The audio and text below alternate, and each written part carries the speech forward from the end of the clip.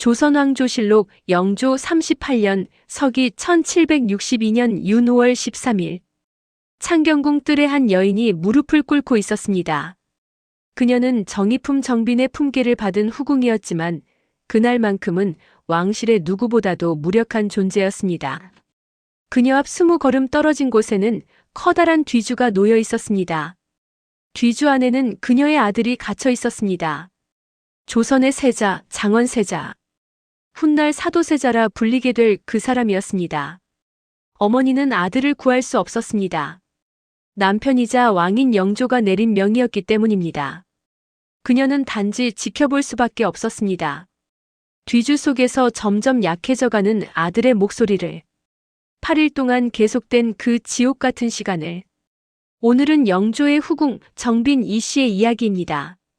세자의 어머니였지만 왕의 후궁이었기에 아들을 구하지 못한 한 여인의 기록입니다. 조선왕조실록과 승정원일기, 그리고 한중록에 남겨진 그녀의 침묵 속 비명을 따라가 보겠습니다. 오늘도 재미있게 들어주시고 구독과 좋아요로 응원 부탁드립니다. 영조 11년 서기 1735년 겨울이었습니다. 창덕궁 후원에는 첫눈이 내리고 있었습니다. 23살의 젊은 여인이 처음으로 왕의 침소에 들었습니다. 그녀의 이름은 이씨. 평범한 중인 집안 출신이었지만 궁녀로 들어와 왕의 눈에 들었습니다. 당시 영조는 42살이었습니다. 첫 번째 왕비 정성왕후를 잃은 지 2년이 지난 시점이었습니다. 영조에게는 아들이 없었습니다. 정확히 말하면 살아남은 아들이 없었습니다. 여러 후궁이 왕자를 낳았지만 모두 어린 나이에 세상을 떠났습니다. 조선왕조실록은 이렇게 기록하고 있습니다. 영조는 후사가 없음을 늘 근심하였다고 말입니다. 왕위를 이을 아들이 없다는 것은 단순한 개인의 불행이 아니었습니다. 왕조의 미래가 걸린 문제였습니다. 이 씨 역시 그 무거운 기대를 알고 있었을 것입니다.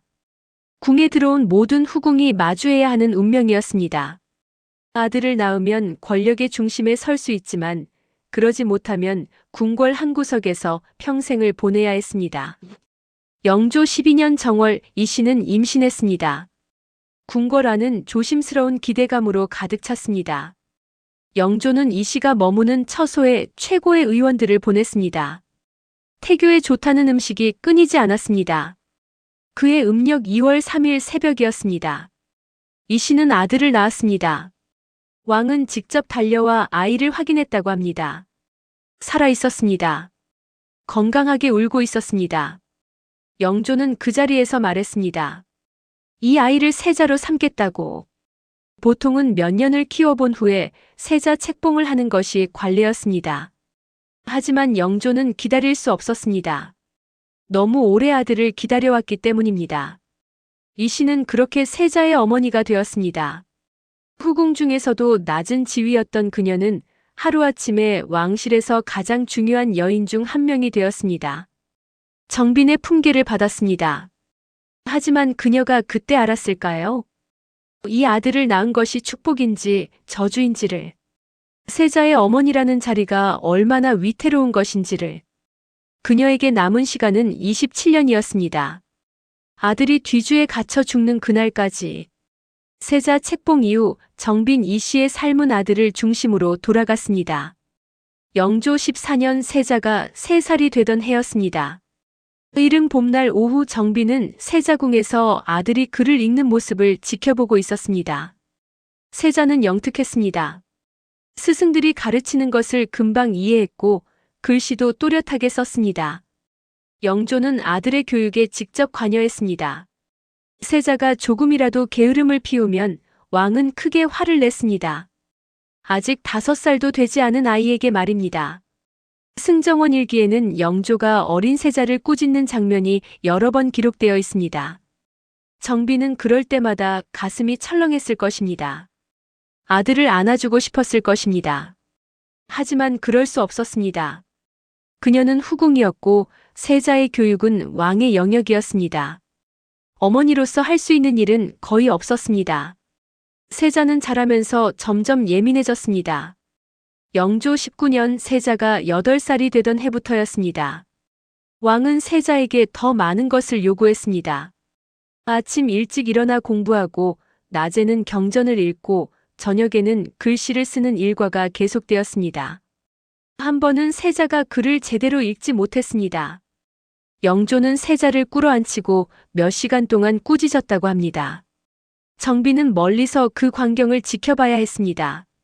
무릎을 꿇은 아들의 작은 어깨가 떨리는 것을 보면서도 그녀는 아무것도 할 수 없었습니다. 영조 20년대에 접어들면서 세자의 상태는 더 나빠졌습니다. 승정원 일기는 세자가 때때로 이상한 행동을 한다고 기록하기 시작했습니다.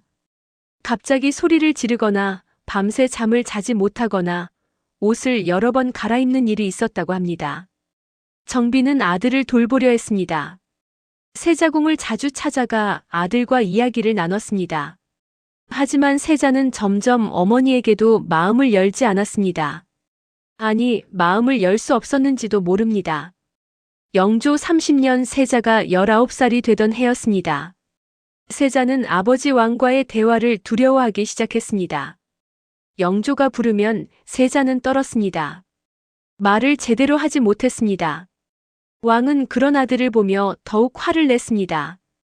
정비는 그 모든 것을 지켜봤습니다. 아들이 무너져가는 것을, 왕과 세자 사이의 골이 깊어지는 것을. 하지만 그녀가 할 수 있는 일은 아무것도 없었습니다. 그녀는 단지 후궁이었고 세자의 어머니일 뿐이었습니다. 어쩌면 그때부터였을 것입니다. 정빈이 앞으로 올 비극을 예감하기 시작한 것은 가슴 한구석이 차갑게 식어가는 것을 느꼈을 것입니다. 영조 35년 서기 1759년 여름이었습니다. 궁궐 안의 공기는 무거웠습니다. 세자가 24살, 왕은 66살이 되어 있었습니다. 부자 사이의 갈등은 이제 궁궐 전체가 아는 사실이었습니다. 그해 6월의 일이었습니다. 영조는 세자를 불렀습니다. 대리청정을 하고 있던 세자가 정사를 제대로 처리하지 못했다는 이유였습니다. 조선왕조실록에 따르면 영조는 세자를 보자마자 소리를 질렀다고 합니다. 내가 어찌 세자라 할 수 있느냐? 나라를 다스릴 자격이 없다. 당장 세자의 자리에서 물러나라. 세자는 그 자리에서 무릎을 꿇었습니다. 고개를 들지 못했습니다. 입술을 깨물며 아무 말도 하지 못했습니다. 왕의 분노는 몇 시간 동안 계속되었습니다. 정비는 그날도 궁궐 한편에 있었습니다. 멀리서 들려오는 왕의 목소리를 들으며 그녀는 가만히 앉아 있었습니다. 손이 떨렸습니다. 아들에게 달려가고 싶었습니다. 하지만 그럴 수 없었습니다. 그 일이 있은 후 세자의 행동은 더욱 불안정해졌습니다. 승정원 일기는 세자가 종종 궁녀들을 때리거나 물건을 부수거나 밤새 궁궐을 돌아다닌다고 기록했습니다. 정신이 온전하지 않다는 소문이 퍼지기 시작했습니다. 정비는 아들을 만나려 했습니다. 영조 36년 어느 가을날 그녀는 세자궁을 찾아갔습니다. 세자는 방 안에 홀로 앉아 있었습니다. 창밖을 바라보며 아무 말도 하지 않았습니다. 어머님, 저는 이제 어떻게 해야 할까요? 세자가 물었습니다. 정비는 대답할 수 없었습니다. 그녀 역시 알지 못했기 때문입니다. 어떻게 해야 아들을 구할 수 있는지, 어떻게 해야 왕의 마음을 돌릴 수 있는지. 영조 37년 상황은 더욱 악화되었습니다. 세자를 둘러싼 당파 싸움이 격렬해졌습니다. 어떤 신하들은 세자를 폐위해야 한다고 주장했습니다. 다른 신하들은 세자를 옹호했습니다. 궁궐은 두 파로 나뉘어 대립했습니다. 영조는 갈등했습니다. 세자는 자신의 아들이었습니다. 그토록 오래 기다려 얻은 아들이었습니다. 하지만 동시에 세자는 나라를 위협하는 존재가 되어가고 있었습니다. 정비는 그 모든 것을 느꼈습니다. 궁궐의 공기가 점점 더 차가워지는 것을, 신하들이 자신을 보는 눈빛이 달라지는 것을, 세자의 어머니라는 자리가 이제는 위험한 것이 되어가는 것을. 그해 겨울 정비는 영조를 찾아갔습니다. 왕 앞에 무릎을 꿇고 간청했습니다. 세자를 살펴봐 달라고. 아들이 아프다고.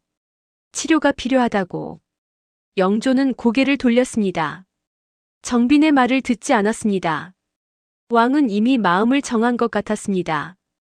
정빈이 돌아선 그날 밤 그녀는 알았을 것입니다. 이제 무언가 돌이킬 수 없는 일이 일어날 것이라는 것을. 하지만 그녀는 여전히 아무것도 할 수 없었습니다. 영조 38년 서기 1762년 윤 5월 13일이었습니다. 그날 아침은 무더웠습니다. 장마철이 다가오는 계절이었습니다. 창경궁 하늘은 흐렸고 공기는 숨이 막힐 듯 무거웠습니다. 영조는 새벽부터 깨어 있었습니다. 밤새 잠을 이루지 못했다고 합니다.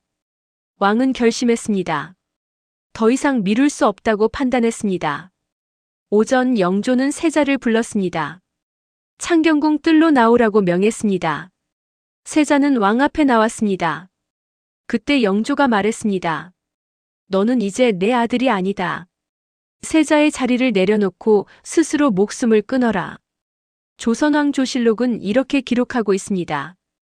영조가 세자에게 자결을 명했다고 말입니다. 세자는 그 자리에 무너졌습니다.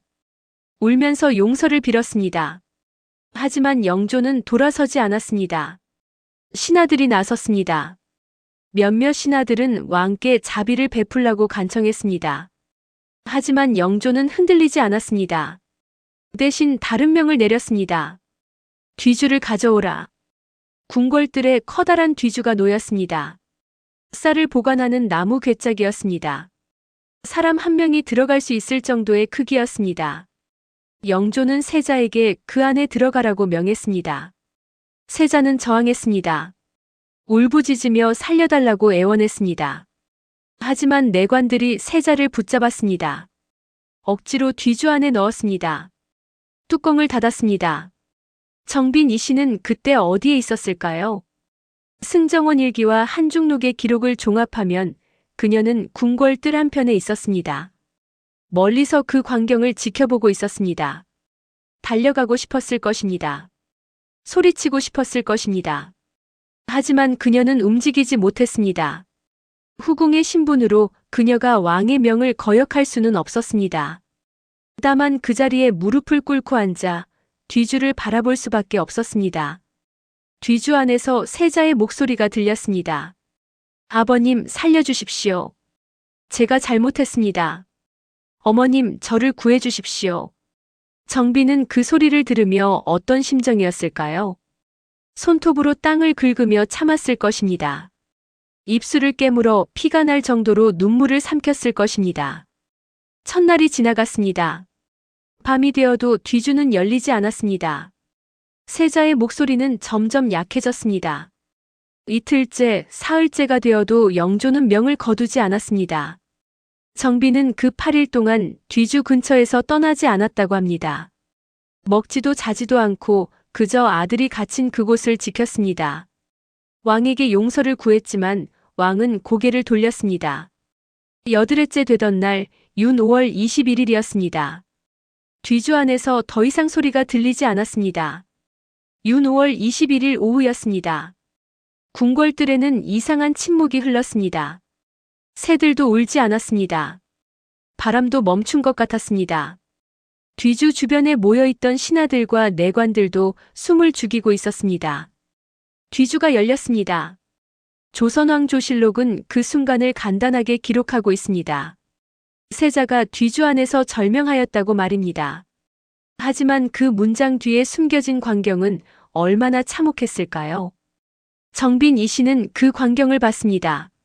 아들의 마지막 모습을, 27살에 죽어간 아들을, 왕이 죽인 아들을. 그녀는 소리를 내지 못했다고 합니다. 한중록에는 이렇게 기록되어 있습니다. 정빈이 그저 뒤주를 바라보며 굳어 있었다고 말입니다. 눈물도 나오지 않았다고 합니다. 그저 멍하니 서 있었습니다. 영조는 세자의 시신을 보고 돌아섰습니다. 왕의 얼굴에는 어떤 감정이 있었을까요? 후회였을까요? 안도였을까요? 아니면 둘 다였을까요? 기록은 침묵합니다. 세자의 시신은 옮겨졌습니다. 정빈은 그 뒤를 따라갔습니다. 비틀거리는 걸음으로 천천히. 신하들이 부축하려 했지만 그녀는 손을 뿌리쳤다고 합니다. 며칠 후 세자의 장례가 치러졌습니다. 하지만 그것은 왕세자의 장례가 아니었습니다. 영조는 세자의 모든 칭호를 박탈했습니다.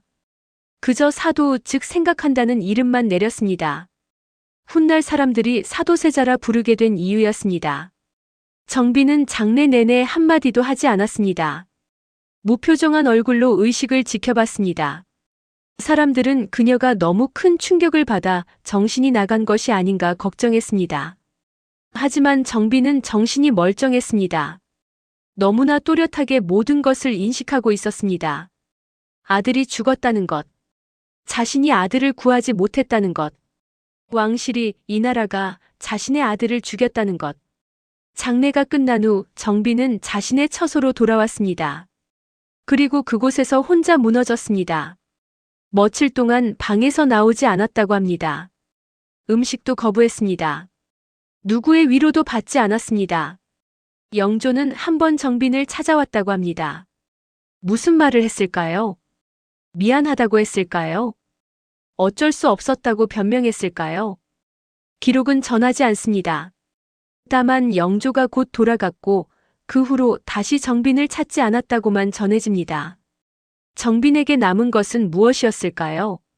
세자의 어머니라는 빈 칭호, 왕의 후궁이라는 무거운 신분, 그리고 평생 지울 수 없는 그날의 기억. 뒤주 안에서 들려오던 아들의 목소리, 살려달라고 어머니라고 부르던 그 절규.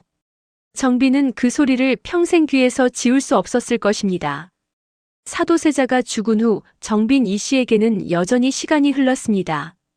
영조 39년, 40년, 41년. 계절은 돌아왔고 궁궐의 일상은 계속되었습니다. 하지만 정빈에게 그 시간은 의미가 없었습니다. 그녀는 살아있었지만 이미 죽은 것이나 다름없었습니다. 승정원 일기에 따르면 정빈은 점점 말을 잃어갔다고 합니다. 하루 종일 방 안에 앉아 창밖만 바라봤습니다. 누가 찾아와도 제대로 대답하지 않았습니다. 음식도 거의 먹지 않았습니다. 영조는 가끔 정빈에게 하사품을 보냈습니다. 약이나 음식, 옷감 같은 것들이었습니다. 하지만 정빈은 그것들을 거의 거들떠보지 않았다고 합니다. 그저 한쪽에 쌓아두기만 했습니다. 정빈에게는 아직 살아있는 자식이 있었습니다. 사도세자의 동생인 화완홍주였습니다. 다른 후궁이 낳은 딸이었지만 정빈은 그 아이를 돌보려 했습니다. 아마도 죽은 아들을 대신하는 마음이었을 것입니다. 하지만 화완홍주도 정빈을 멀리했습니다. 세자의 어머니라는 낙인이 너무 무거웠기 때문입니다. 궁궐 사람들은 정빈을 조심스럽게 대했습니다. 동정하면서도 동시에 거리를 두었습니다. 영조 42년 어느 가을날이었습니다. 정빈은 드물게 밖으로 나왔습니다. 창경궁 뜰을 천천히 걸었습니다. 그리고 그곳에 멈춰 섰습니다. 뒤주가 있던 자리였습니다. 물론 뒤주는 이미 치워진 지 오래였습니다. 그곳에는 아무것도 없었습니다. 다만 평범한 궁궐뜰의 한 공간일 뿐이었습니다. 하지만 정빈에게 그곳은 달랐습니다. 정빈은 그 자리에서 한참을 서 있었다고 합니다. 무릎을 꿇고 앉았습니다. 땅에 손을 짚었습니다. 무언가 중얼거렸습니다. 곁에 있던 궁녀들도 그 말을 알아듣지 못했다고 전해집니다. 영조 44년 서기 1768년 음력 9월이었습니다. 정빈 이 씨가 세상을 떠났습니다. 나이 56이었습니다. 아들이 죽은 지 6년 만이었습니다. 조선왕조실록은 그녀의 죽음을 짧게 기록하고 있습니다. 정빈 이 씨가 병으로 졸하였다고 말입니다. 무슨 병이었는지는 기록되지 않았습니다. 아마도 몸의 병이 아니었을 것입니다. 마음의 병이었을 것입니다. 영조는 정빈의 장례를 지냈습니다. 후궁의 예에 따라 치러졌습니다. 크지도 작지도 않은 장례였습니다. 정빈은 양주 배봉산 기슭에 묻혔습니다. 아들 사도세자의 묘에서 그리 멀지 않은 곳이었습니다. 장례가 끝난 후 한 궁녀가 정빈의 방을 정리했습니다. 그곳에서 궁녀는 무언가를 발견했습니다. 정빈이 몰래 간직하고 있던 물건이었습니다. 어린아이의 신발이었습니다. 아주 작은 비단 신발. 아마도 세자가 어렸을 때 신었던 것으로 보였습니다. 정빈은 그것을 옷장 깊숙이 숨겨두고 있었습니다. 그 신발을 보며 궁녀는 울었다고 합니다. 정빈이 마지막까지 무엇을 붙잡고 살았는지 알 수 있었기 때문입니다. 죽은 아들의 어린 시절, 아직 모든 것이 괜찮았던 그 시간을 정빈 이 씨는 그렇게 사라졌습니다. 역사는 그녀를 사도세자의 어머니로만 기억합니다. 뒤주 사건의 목격자로만 기록합니다. 하지만 그녀는 그 이상이었습니다. 아들을 사랑했지만 구하지 못한 어머니였습니다. 왕실의 권력 앞에서 무력했던 한 여인이었습니다. 평생 침묵 속에서 비명을 삼켰던 사람이었습니다. 영조 38년 윤 5월 창경궁 뜰에서 일어난 일은 조선 역사상 가장 비극적인 사건 중 하나로 기억됩니다. 하지만 우리는 종종 있습니다. 그 뒤주 앞에서 무릎 꿇고 있던 또 다른 사람을, 소리 없이 울고 있던 어머니를. 정빈 이 씨는 역사에서 주인공이 아니었습니다. 단지 세자의 어머니, 왕의 후궁이라는 이름으로만 기록되었습니다. 그녀의 목소리는, 그녀의 고통은, 그녀의 분노는 역사책 어디에도 쓰여 있지 않습니다. 하지만 우리는 상상할 수 있습니다. 그날 그 자리에서 그녀가 느꼈을 것을. 8일 동안 뒤주 앞을 떠나지 못했던 어머니의 심정을.